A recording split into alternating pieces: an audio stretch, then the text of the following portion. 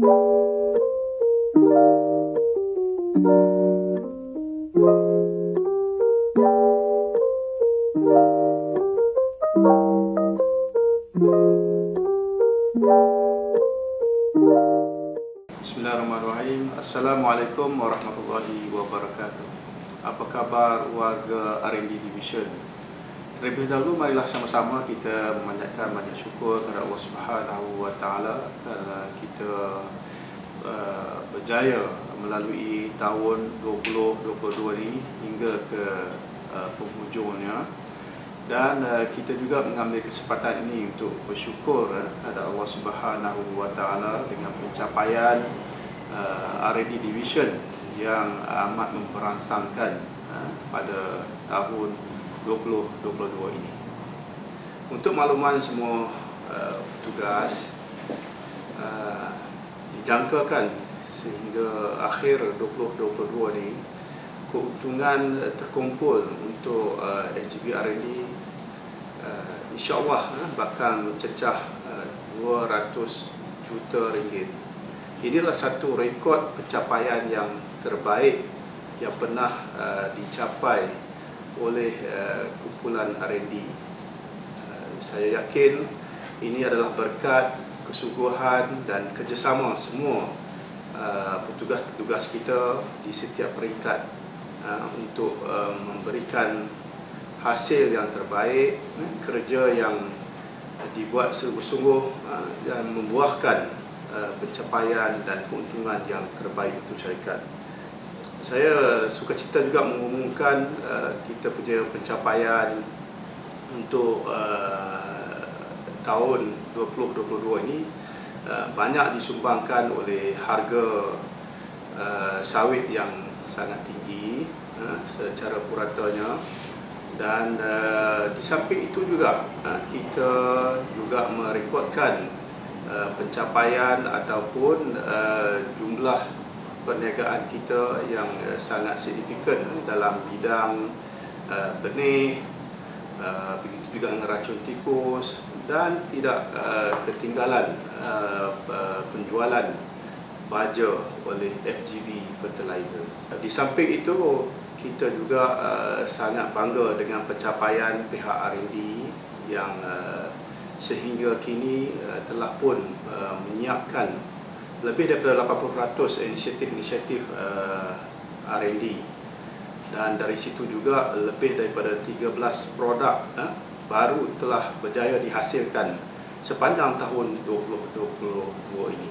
Ini tahniah kepada semua warga HGB R&D Division yang turut menyumbang kepada kejayaan kita bersama. Ya, sudah tentu dengan kejayaan yang kita lalui, kita juga ingin melihat ke hadapan. Mungkin banyak lagi cabaran-cabaran ataupun rintangan yang terpaksa kita akan hadapi pada masa depan. Sudah tentu saya sangat mengharapkan apa yang kita lalui pada tahun 2022, semangat kerja yang bersungguh-sungguh, semangat kerjasama, dan juga kekuatan kita untuk menghasilkan bisnes yang baru, produk yang baru dan sebagainya, kita teruskan lagi pada tahun 2023. Dan yang menjadi hasrat saya juga adalah penglibatan kita ataupun komitmen kita untuk melihat pencapaian ataupun pertumbuhan di peringkat syarikat kumpulan HGB sendiri, terutama di hasil ladang dan juga pencapaian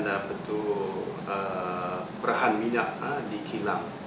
Sebab itu kita secara terus dan langsung mengambil tanggungjawab untuk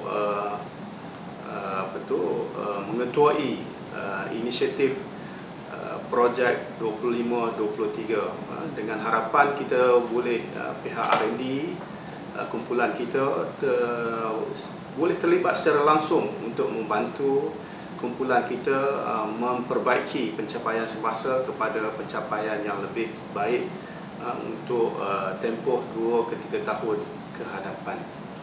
Di samping kita nak buat pembaikan di ladang dan juga kilang, antara inisiatif yang lain dalam kita punya key strategic initiative kita adalah untuk kita memperbagaikan bisnes kita, mempertingkatkan pertumbuhan perniagaan kita. Ini sangat sedang dirancangkan oleh pihak sama ada FGV Agri Services, begitu juga FGV Fertilizers, untuk menghasilkan produk-produk baru, menghasilkan ataupun menebusi pasaran-pasaran baru, bukan terhad kepada dalam negara saja tapi termasuk di luar negara. Jadi ini satu lagi usaha-usaha yang kita perlu buat secara berterusan.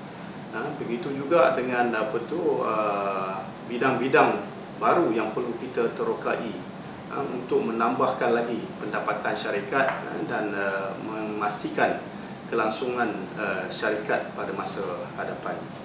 Seterusnya juga satu lagi perkara baru yang kita akan mulakan pada tahun depan adalah dari sudut pembinaan sumber manusia. Pihak FGV R&D Division kita telah mengambil inisiatif juga untuk melaksanakan ataupun menjayakan projek Center of Excellence di PPBTR. Ini sangat pentinglah untuk kita turut terlibat dalam industri untuk membina pasukan ataupun membina petugas-petugas yang mempunyai kemahiran yang cukup, diakui oleh pihak industri dan juga pihak universiti untuk diiktiraf sebagai seorang petugas yang baiklah untuk mengendalikan urusan perniagaan kita. Saya selaku Ketua R&D Division sekali lagi lah mengajak semua pihak, terutama pengurusan kanan di FGV Agri Services, FGV Fertilizers dan FGV R&D untuk menggebeling tenaga bersama-sama sebagai satu pasukan. Dah tentu akan datang kita akan berhadapan dengan pelbagai masalah dan juga isu-isu yang mendatang, termasuklah dengan keadaan harga barangan yang terutama raw material yang masih tinggi dan sebagainya. Kita dengan currency kita yang masih belum pulih sepenuhnya, kita perlu bersama-samalah memastikan bahawa operasi kita di peringkat yang paling optimum.